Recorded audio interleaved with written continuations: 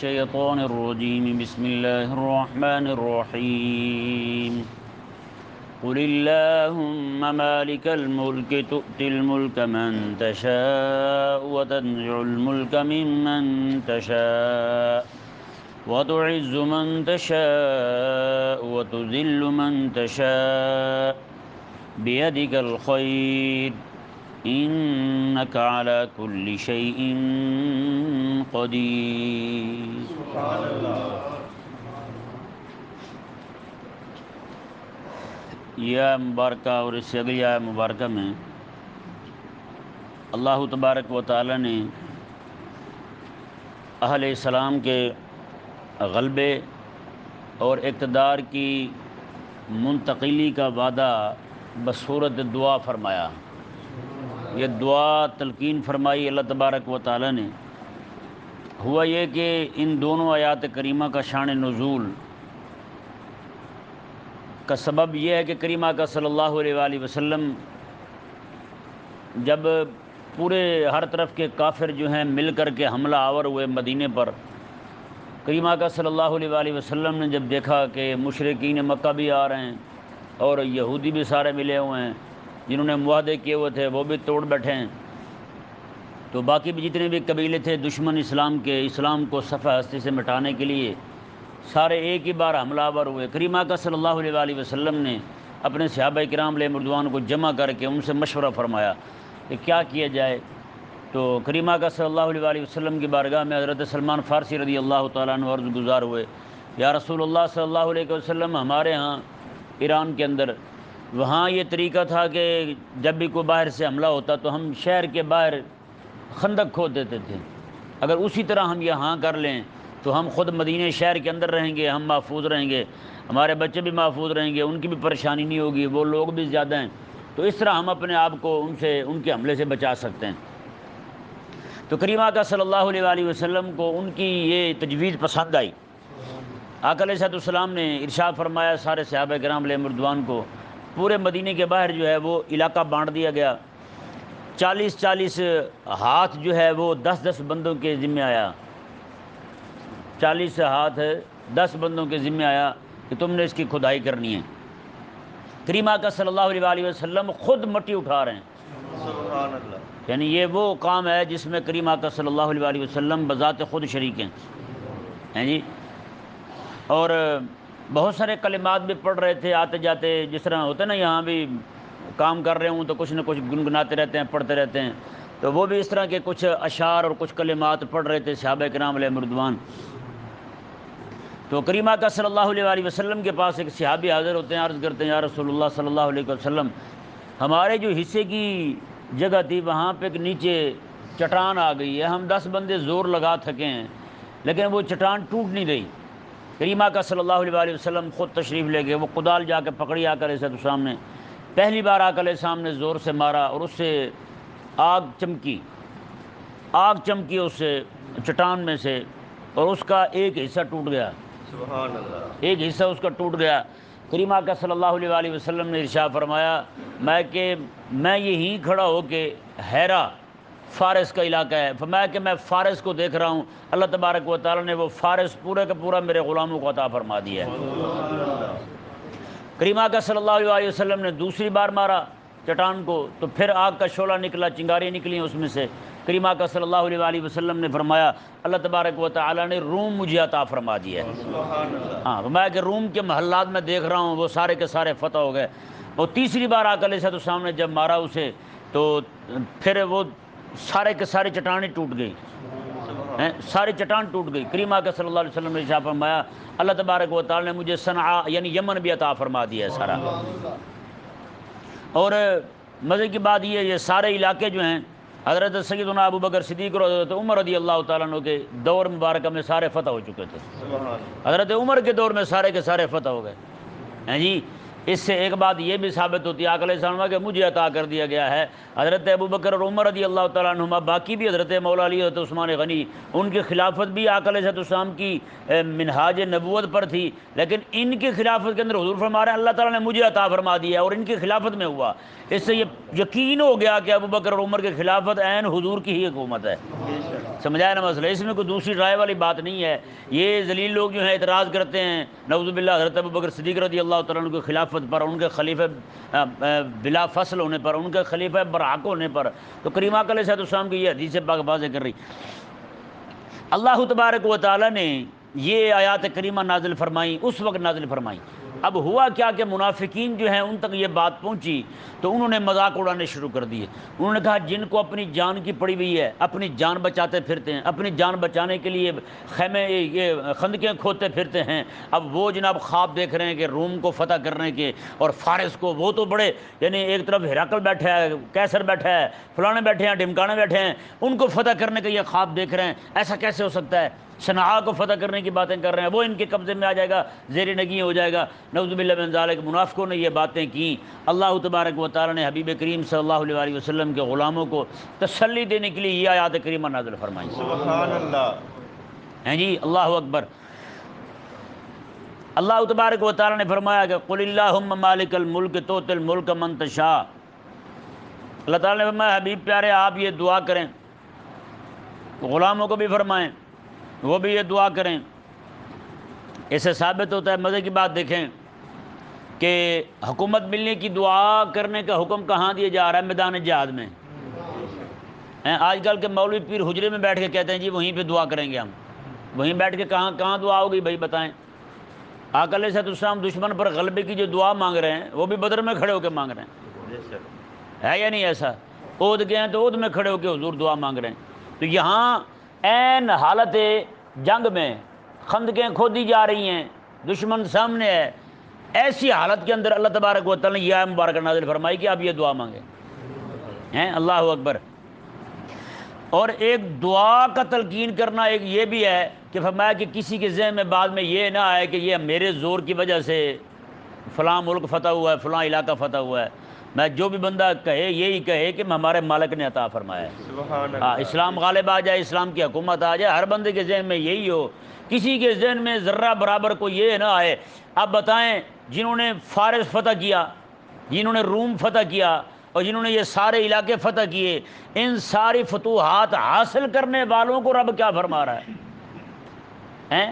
اور یہی وجہ ہے کہ ہمارے بزرگ جب جہاد پہ جاتے تھے وہ یہی کہتے تلوار ہم اٹھائیں گے اور فتح ہمارے رب کی ہوگی، ہمارے مالک کی فتح ہوگی، اس کے دین کی فتح ہوگی۔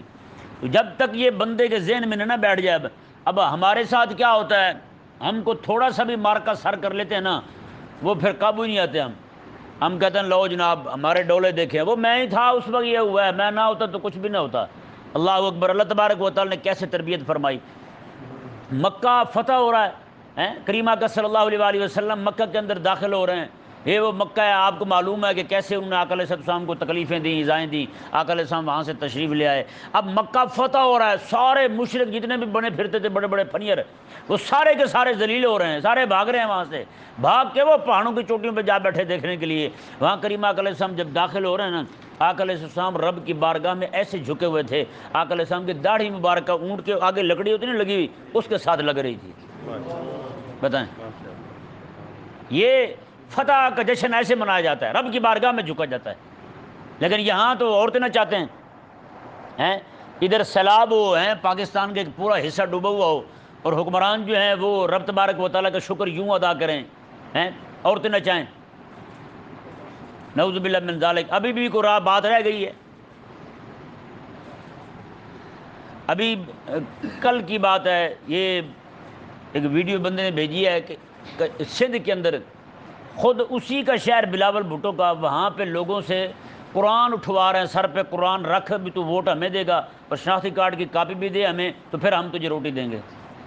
بتائیں اس سے بڑھ کر ضلالت اور ظلم کیا ہوگا یار؟ بتائیں، لوگ بیچارے بھوکے مر رہے ہیں اور کئی لوگوں نے انکار کر دیا، انہوں نے کہا ہمیں روٹی نہ دیں، ہم یہ رب تبارک و تعالیٰ کا قرآن اتنا عذاب ہے پہلے ہم پر، اوپر سے ہم رب تبارک و تعالیٰ کا قرآن سر پہ اٹھا کے قسمیں اٹھاتے پھریں، بتاؤ کیا کریں؟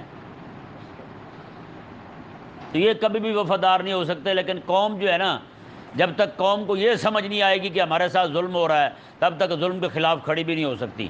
سب سے پہلے انہیں یہ یقین کرنا ہوگا کہ ہمارے ساتھ ظلم ہو رہا ہے، یہ سمجھ نہیں آئے گا، سمجھ آئے گا تو اس پہ غور کریں گے نا، پھر کھڑے ہوں گے ظلم کے خلاف، لیکن نہیں، انہوں نے کھڑے نہیں ہونا۔ ایسی قوم کی سزا یہی ہے کہ یہ پھر فرعون اور فرعونی کے ہاتھوں پٹتے رہیں ہیں۔ اللہ اکبر۔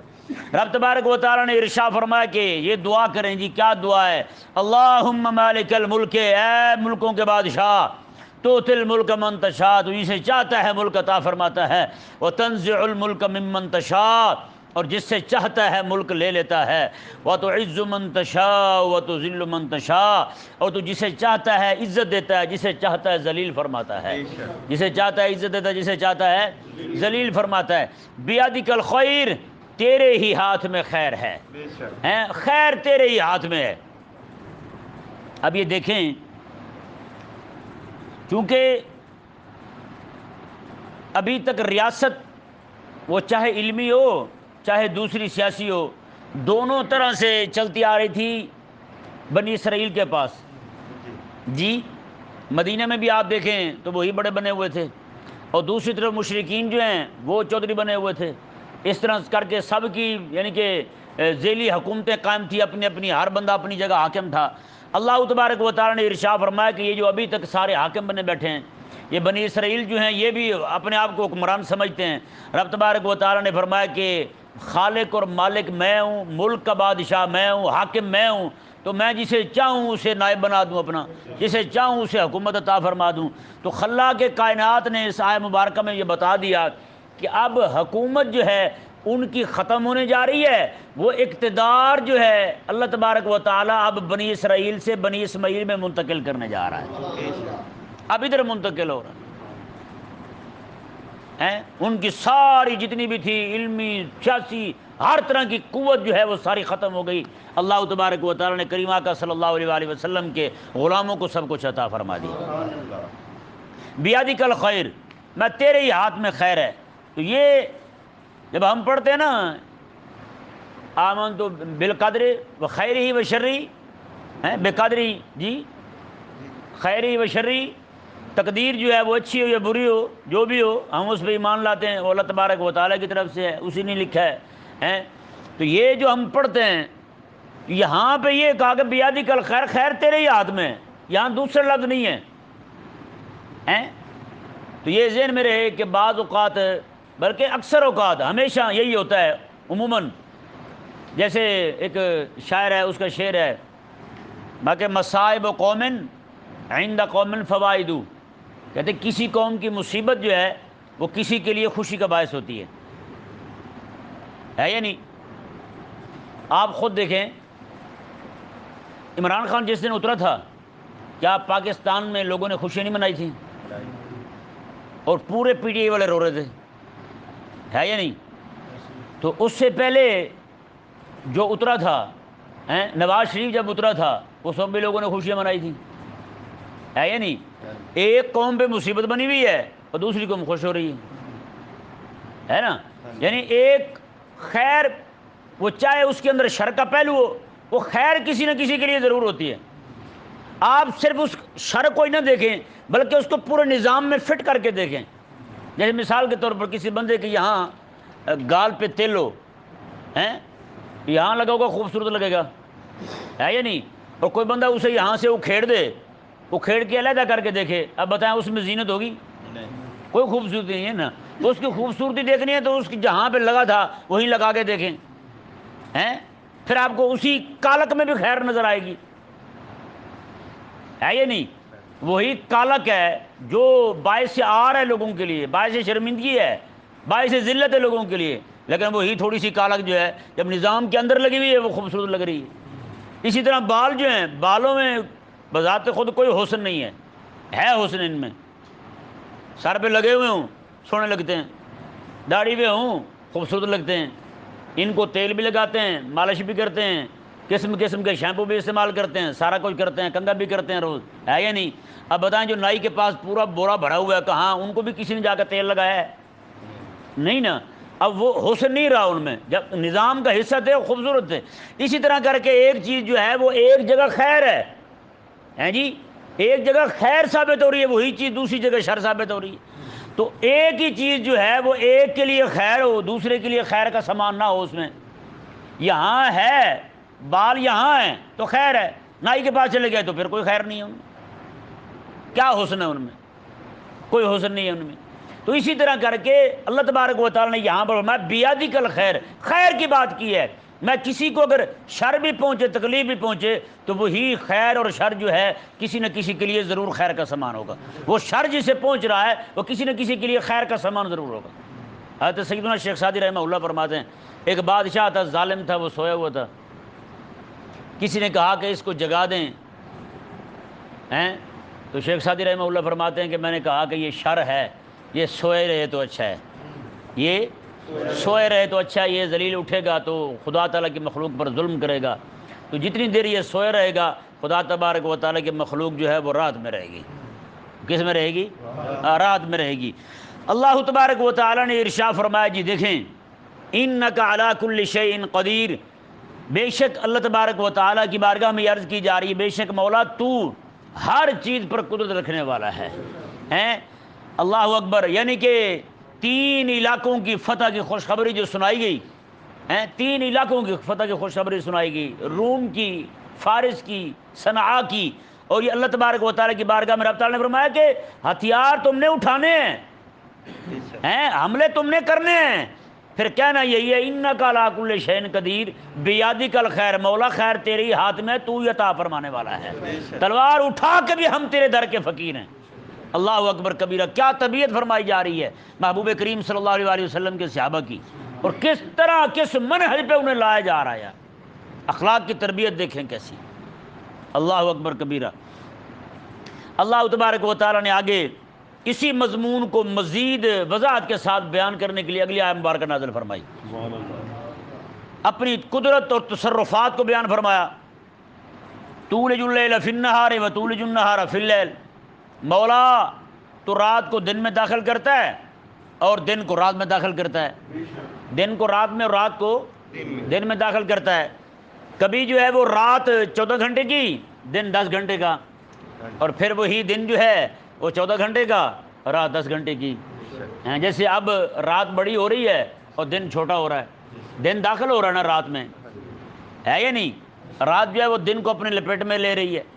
جب آگے جا کے کچھ مہینے گزریں گے تو پھر دن جو ہے وہ رات کو لپیٹنا شروع کر دے گا. تولج اللیل فی النہار و تولج النہار فی اللیل، مولا تو ہی ہے، یہ تیرا ہی تصرف ہے. کیونکہ رات کا گھٹنا بڑھنا اور دن کا گھٹنا بڑھنا جو ہے اس کا تعلق سورج کے ساتھ ہے. اللہ تبارک و تعالیٰ نے جو سورج کی چال بنائی ہے اسی چال کے تحت یہ رات اور دن جو ہیں وہ چھوٹے بڑے ہوتے رہتے ہیں. رات دن میں داخل ہو جاتی ہے، دن رات میں داخل ہو جاتا ہے.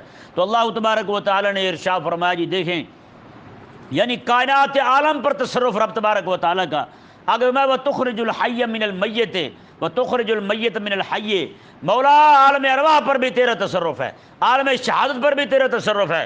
تو زندہ کو مردہ سے نکالتا ہے اور مردہ کو زندہ سے نکالتا ہے. ہاں جی، آدمی زندہ ہے نا، اس سے جو پانی کے قطرے نکلتے ہیں وہ تو زندہ نہیں، وہ تو مردہ ہیں. مردہ قطروں سے اللہ تبارک و تعالیٰ پھر زندہ جاندار بندے کو پیدا کر دیتا ہے یا نہیں؟ اسی طرح کر کے مرغی جو ہے وہ زندہ جانور ہے، انڈا پیدا اس سے نکلتا ہے، انڈا دیتی ہے مرغی، وہ تو زندہ نہیں ہے، وہ مردہ ہے. پھر اللہ تبارک و تعالیٰ اسی مردہ انڈے سے زندہ مرغی پیدا کر دیتا ہے. یہ خالق اور مالک کی قدرت ہے. جی اللہ تبارک و تعالیٰ نے. اور اسی طرح کر کے ایک بندہ مومن ہے، اس کے گھر میں کافر پیدا ہو جاتا ہے، اور ایک کافر ہے اس کے گھر میں مومن پیدا ہو جاتا ہے. حضرت نوح علیہ السلام کے گھر میں بہت بڑا فلسفی لبرل سیکولر بے دین کنان پیدا ہو گیا. آپ نے فرمایا کہ رب کا عذاب آنے والا ہے. ٹیکنالوجی ماننے والا تھا نا وہ بھی، جس طرح آج کل کہتے ہیں مولوی صاحب آپ بہت پیچھے رہ گئے ہیں، ٹیکنالوجی بہت آگے چلی گئی ہے. ہاں یہ تو بہت پہلے ریڈار بتا دیتا ہے اتنے 1000 میل فلانے علاقے سے جہاز ادھر ہماری طرف منہ کر کے آ رہا ہے. میں نے کہا پھر بتا، اتنا سیلاب آ گیا، لوگ بہہ گئے، اب تمہاری ٹیکنالوجی کہاں مری ہے، بتا پھر کہاں گئی؟ عذاب جن کی قسمت میں رب نے لکھا ہو نا وہ آگے رہتا ہے کہ نہیں؟ اتنے بڑے دل کے مریض ڈاکٹر جو ہیں، دل کا علاج کرنے والے مریض نہیں، دل کا علاج کرنے والا ڈاکٹر، کبھی کسی نے دیکھا یہ سارے ڈاکٹر زندہ ہیں؟ کیوں جی؟ ان کو یہ دل کے معالج ہیں، لہذا یہ دل کی بیماری سے ماری نہیں سکتے. کبھی ہوئے ایسے؟ جائیں گے بندہ مر جائے، آپ آدھا گھنٹہ پہلے آ جاتے آپ نہ مرتے، یہ بندہ آپ کا نہ مرتا، تو وہ خود وہاں پہ کھڑا ہوا کیوں مر جاتا ہے بھائی؟ ہیں؟ تو بھائی یہ ٹیکنالوجی نہیں ہے، رب تبارک و تعالیٰ کی قدرت کے سامنے کوئی شے نہیں ٹھہر سکتی بے شک ہیں۔ جتنا انہوں نے نعوذ باللہ من ذالک اس کا کلمہ پڑا ہوا ہے ٹیکنالوجی کا، شعبدہ بازی کا، اسے نعوذ باللہ من ذالک انہوں نے اسے خدا بنا رکھا ہے، سائنس کو اور جمہوریت کو خدا بنا رکھا ہے۔ یہ طاغوت ہیں اس زمانے کے، اور قومیت ہو گئی، وطنیت ہو گئی، یہ سارے معبود ہیں اس قوم کے۔ ان ساری چیزوں کو سمجھنا ہمارے لیے ضروری ہے۔ لبرلزم خود بت ہے اس وقت، خود بت ہے، یہ لبرلزم طاغوت ہے۔ اور اسی طرح کہ جسے علمانیہ کہتے ہیں لبرلزم کو عربی زبان کے اندر، تو یہ سارے جتنی بھی چیزیں، قومیت ہوگی، وطنیت ہوگی، آج اس کو دیکھو اپنی قوم کے لیے لڑ رہا ہے، خدا کے لیے لڑ رہے ہیں، قوم کے لیے لڑ رہا ہے۔ ہاں جی، میں مہاجر قوم کے لیے لڑ رہا ہوں، میں بلوچی ہوں، میں بلوچی قوم کے لیے لڑ رہا ہوں۔ یار تو مسلمان نہیں ہے، سب سے پہلے تیری پہچان تو کلمہ لا الہ الا اللہ محمد رسول اللہ، تو کس طرف لگا پھرتا ہے؟ اور اسی طرح کر کے کئی مولوی پیر جو ہیں وہ اپنے مولویوں کے لیے لڑ رہے ہیں، پیروں کے لیے لڑ رہے ہیں۔ نہیں، یہ بھی طاغوت ہیں۔ جہاں کسی کو عزت دلت دینے کا معیار اپنا پیر ہو تو اس بندے نے اپنے پیر کو طاغوت سمجھا ہوا ہے۔ ہمارے لیے سب سے بڑا معیار جو ہے وہ رشتہ، جو کلمے کا رشتہ ہے، اس سے بڑا رشتہ کوئی نہیں ہو سکتا۔ بے شک بتائیں بھائی، آج بنگلہ دیش کا مسلمان ہمیں ملتا ہے تو منہ چڑھا کے ملتا ہے، ناک منہ چڑھا کے ملتا ہے، یار میں کلمہ نہیں پڑھتا، اس سے اپنے ملک کے ہندو اچھے لگتے ہیں، اپنے ملک کے کافر اچھے لگتے ہیں، میں برا لگتا ہوں اسے، کیوں؟ لا الہ الا اللہ محمد رسول کلمہ نہیں پڑھا میں نے۔ ہندوستان کے مسلمانوں کو وہاں کا مودی مشرق پلید اچھا لگتا ہے، میں کلمہ پڑھنے والا مسلمان ہوں، قابل نفرت ہوں ان کے نزدیک، کیوں؟ رشتہ میرا زمین کا ہے، تیرا میرا رشتہ زمین کا ہے یا کلمے کا ہے؟ آخر یہ نوبت کیوں پہنچی یہاں تک یار؟ تو وطنیت جو ہے، وطنیت زمین جو ہے انہیں محبوب بنا رہی ہے وہاں کے مشرکوں کو، اور وہی زمین جو ہے وہ قابل نفرت بنا رہی ہے ان کو، مجھے قابل نفرت بنا رہی ہے ان کے لیے، کیوں؟ وہ ہندوستان میں ہیں، میں پاکستان میں ہوں، اس لیے قابل نفرت ہوں میں ان کے نزدیک، کیوں؟ یہ معاملہ کیوں پہنچا یہاں تک بتائیں بھائی؟ اس کی وجہ یہی ہے کہ یہ وطنیت جو ہے، وطنیت یہ طاغوت ہے، یہ بت ہے۔ جب تک یہ وطنیت، اور یہی وجہ ہے آج میرے ملک کے لوگ جو ہیں اپنے ملک کی زمین کی خاطر تو لڑتے ہیں لیکن رب تعالیٰ کے دین کی خاطر نہیں لڑتے۔ زمین کی خاطر لڑیں گے، رب کے دین کی خاطر نہیں لڑیں گے، کیوں؟ تو پھر بتائیں بھائی، رب کا دین پیچھے رہ گیا، زمین آگے آ گئی۔ نظریہ وطنیت جو ہے یہ طاغوت ہے۔ اور اس طرح قوم کے لیے لڑنے والے جتنے بھی ہیں، میں جی فلانا بھٹو ہوتا ہوں، میں فلانا ہوتا ہوں، میں ڈھمکانا ہوتا ہوں، کیوں بھائی؟ یہ قومیں کیوں بنائی تم نے؟ یہ تو محض تمہارے تعارف کے لیے تھی۔ ان اکرمکم عند اللہ اتقاکم، رب کے ہاں تو عزت اسی کی ہے جو تقوی والا ہے۔ ہاں، مطلب یہ ہے کہ رب تبارک و تعالیٰ تو اسی کو عزت دیتا ہے جو متقی پرہیزگار ہے قوم۔ ان کے اندر کیا پڑا ہوا ہے بتائیں بھائی؟ تو یہ جمہوریت جو ہے، اور یہ وطنیت جو ہے، یہ قومیت جو ہے، یہ لبرلزم، علمانیت جو ہے، یہ سارے کے سارے، میں حقیقت کہہ رہا ہوں آپ کو، یہ سارے کے سارے طاغوت ہیں۔ بچائیں اپنے آپ کو، رب تبارک و تعالیٰ کے دین کا کلمہ، رب تعالیٰ کا کلمہ پڑھیں، لا الہ الا اللہ جب پڑھ لیا تو پھر کوئی قوم نہیں، پھر کوئی جناب وطن نہیں، پھر کوئی کچھ نہیں، پھر میں تو مستوی ہے، پوری دنیا، پوری زمین جو ہے وہ تیرا دیس ہے، پھر پوری دنیا تیرا دیس ہے۔ اگر یہی بات تھی، وطن ہی سارا کچھ تھا، تو ابو ایوب انصاری رضی اللہ تعالیٰ عنہ تو حضور کے مدینے آنے سے پہلے مدنی تھے، وہ تو پہلے مدینے رہتے تھے۔ بتائیں آج حضرت ابو ایوب انصاری کا گھر کہاں ہے؟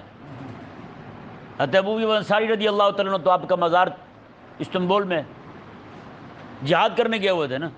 اسے ان کو بھی جواب ہے پیروں کو، اگر گھر بیٹھ کے تسبیح پھیرنا ہی عبادت تھی، نماز روزہ ہی اسی چیز کا نام تھا بس، تو حضرت ابو ایوب انصاری کا مزار وہاں کیوں ہے؟ اگر گھر میں تسبیح بیٹھ کے پھیرنا ہی عبادت تھی تو حضرت سعد بن وقاص عشرہ مبشرہ میں سے ہیں، ان کا مزار چائنا میں کیوں ہے؟ بتائیں نا بھائی، ان کے مزارات وہاں کیوں بنے؟ پھر کریم آقا صلی اللہ علیہ وسلم کے صحابہ کرام علیہ رضوان، ان کے مزارات جو پوری دنیا کے اندر پھیلے ہوئے ہیں، وہ کہاں، وہ وہاں کیوں پہنچے؟ افریقہ تک آقا علیہ السلام کے صحابہ کے مزارات ہیں، انہیں کیا چیز لے کر گئی؟ آقا علیہ السلام کی سنت، جہاد انہیں وہاں لے کر گئے۔ اللہ تبارک و تعالیٰ نے ارشاد فرمایا جی دیکھیں حضرت نوح علیہ السلام کے گھر میں کنعان پیدا ہوا، آپ نے فرمایا نوح علیہ السلام نے سیلاب آنے والا ہے، تباہی آنے والی ہے، ڈوب جائے گا تو کلمہ پڑھو میرے ساتھ سوار ہو جا۔ اس نے کہا لو یہ کیا بات ہوئی، میں پہاڑ پر چڑھ جاؤں گا۔ ساوی الجبل، ٹیکنیکل ذہن تھا نا اس کا، فلسفی تھا اس وقت، لبرل تھا۔ اس نے کہا میں پہاڑ پر چڑھ جاؤں گا۔ اب پھر کیا ہوا، بچا پھر اطاعت کس چیز میں ہے؟ اطاعت رب تبارک و تعالیٰ کے پاک پیغمبر رب تبارک و تعالیٰ کے وحی کو ماننے میں ہے، نفع اسی میں ہے، وحی کی اطاعت میں ہے، وحی کی اتباع میں ہے۔ لیکن اس نے کیا کہا، وہ سینسی ذہن تھا اس کا، اس نے کہا میں پہاڑ پر چڑھ جاؤں گا، وہاں پانی کیسے آئے گا، لیکن وہ ڈوب گیا۔ سمجھ آیا نا مسئلہ؟ اس طرح کر کے ہوتا رہتا ہے۔ اور ایک طرف ابو جہل ہے، اس امت کا بڑا فرعون ہے، اس کے گھر میں حضرت اکرمہ رضی اللہ تعالیٰ عنہ دجال مسلمہ کے خلاف جنگ لڑنے والا کمانڈر پیدا ہوا۔ بتائیں، زندہ سے مردہ پیدا کر رب تبارک و تعالیٰ، اور مردوں سے زندہ پیدا فرما رہا ہے۔ یہ خالق اور مالک کی قدرت ہے۔ اور اللہ تبارک و تعالیٰ نے ارشاد فرمایا یہاں پہ ایک جو بات پچھلی آیت سے تعلق رکھتی ہے وہ کیا ہے، وہ یہ دیکھیں، کیونکہ دونوں آیتیں اکٹھی نازل ہوئی نا، دونوں غزوہ خندق کے موقع پہ نازل ہوئی۔ تو پہلی آیت کریمہ کے اندر اللہ تبارک و تعالیٰ یہ بیان فرما رہا ہے کہ منتقلی اقتدار جو ہے اس کا وقت اب آ چکا ہے۔ اب جہاں جہاں پہ ان کی حکومتیں تھی ساری ختم ہونے والی ہیں۔ بیادک الخیر، خیر تیرے ہاتھ میں ہے، جسے چاہتا ہے حکومت دیتا ہے، جسے چاہتا ہے لے لیتا ہے۔ میں اب ان سے لینے کا اور محمد عربی صلی اللہ علیہ وسلم کے غلاموں کو دینے کا وقت آ گیا ہے۔ اب اس آیت مبارکہ میں رب نے فرمایا کہ رات میں دن اور دن میں رات داخل کرتا ہے، اور آگے فرمایا کہ مردوں سے زندہ اور زندوں سے مردہ پیدا کرتا ہے۔ اب کیا ہے، فرمایا کہ آج تک جو بنی اسماعیل کو بنی اسرائیل نے دبا کے رکھا ہوا تھا، آج تک یہ اپنے آپ کو زندہ سمجھے ہوئے تھے، اور جناب انہیں نعوذ باللہ من ذالک میت کی طرح چھوڑا ہوا تھا، انہیں کسی چیز میں کوئی حصہ نہیں دیتے تھے بنی اسرائیل۔ اللہ تبارک و تعالیٰ نے فرمایا آج رب تبارک و تعالیٰ انہیں زندگی دینے جا رہا ہے۔ ہاں، آج فرمایا کہ رب تبارک و تعالیٰ انہیں زندگی دینے جا رہا ہے، یعنی انہیں زندہ کرنے جا رہا ہے، اور تمہیں رب تبارک و تعالیٰ مارنے جا رہا ہے۔ بتائیں جی پھر اللہ تبارک و تعالیٰ نے کیسے زندگی عطا فرمائی؟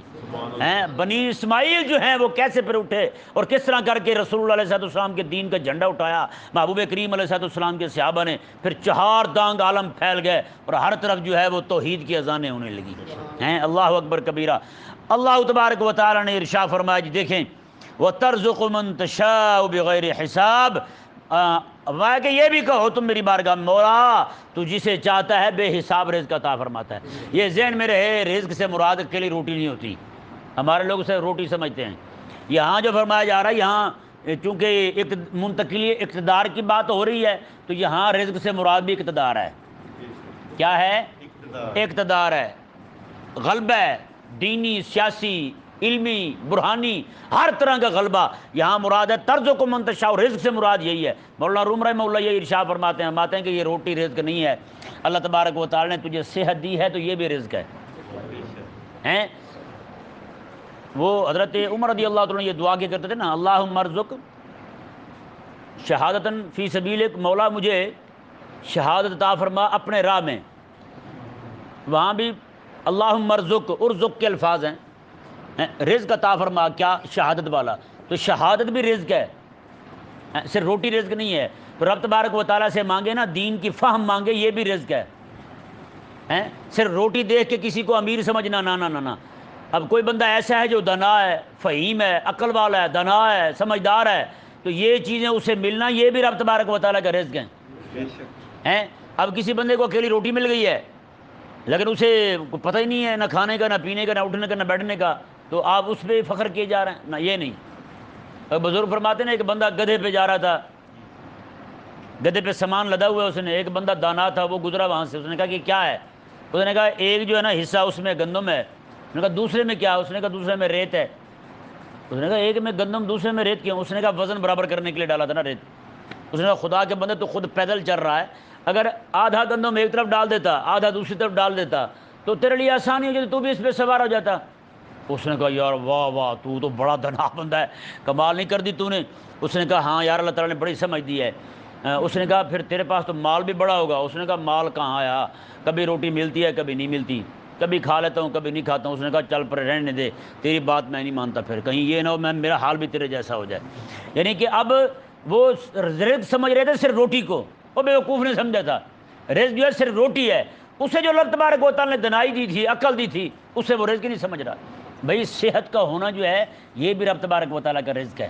اولاد ملے بندے کو وہ بھی رزق ہے، اور اولاد مل جائے وہی بد اخلاق ہو، ہیں یہ ایسے ہی جیسے بھوسی روٹی پڑی ہوئی بندے کے سامنے یا خراب سالن پڑا ہوا ہو، ہے تو صحیح سامنے لیکن کسی کھاتے کا نہیں ہے۔ بزرگ فرماتے ہیں بد اخلاق بندہ جو ہے نا، بد اخلاق بندہ، میں اس کی مثال ایسے جو ٹوٹا ہوا گھڑا ہو، ٹوٹا ہوا گھڑا وہ اس طرح ہوتا ہے، یعنی کہ وہ ٹوٹا ہوا گھڑا جو ہے نہ تو اسے آپ اپنے کام میں لا سکتے ہیں، نہ اسے دوبارہ مٹی میں لا کے مٹی بنا کے دوبارہ کام لے سکتے ہیں۔ ٹوٹا ہوا گھڑا کس کام کے؟ کسی کام کے نہیں۔ فرمایا، بزرگ فرماتے ہیں یہ حلیۃ الاولیاء میں یہ بات موجود ہے، میں کہ بد خلق بندہ جو ہے اس کا حال یہی ہوتا ہے، وہ ٹوٹا ہوا گھڑا ہی ہوتا ہے، وہ کسی کام کا نہیں ہوتا۔ تو اس لیے بندے کو چاہیے کہ وہ جہاں پہ اپنے لیے مال مانگ رہا ہے رب تعالیٰ سے، دولت مانگ رہا ہے رب تبارک و تعالیٰ سے بطور رزق کے، روٹی مانگ رہا ہے، تو وہاں پہ اللہ تبارک و تعالیٰ سے اولاد مانگے تو نیک اولاد مانگے، ہاں حسن خلق والی اولاد مانگے، اپنے لیے بھی حسن اخلاق مانگے، اور پھر رب سب سے بڑی بات جو یہاں مانگنے کی ہے رب تبارک و تعالیٰ سے، وہ غلبہ دین کے لیے جد و جہد کرنا بھی ہے اور غلبہ دین کی دعا مانگنا بھی ہے۔ یہ رب تبارک و تعالیٰ نے خود تعلیم فرمائی ہے۔ اللہ تبارک و تعالیٰ ہمیں سمجھنے کی توفیق عطا۔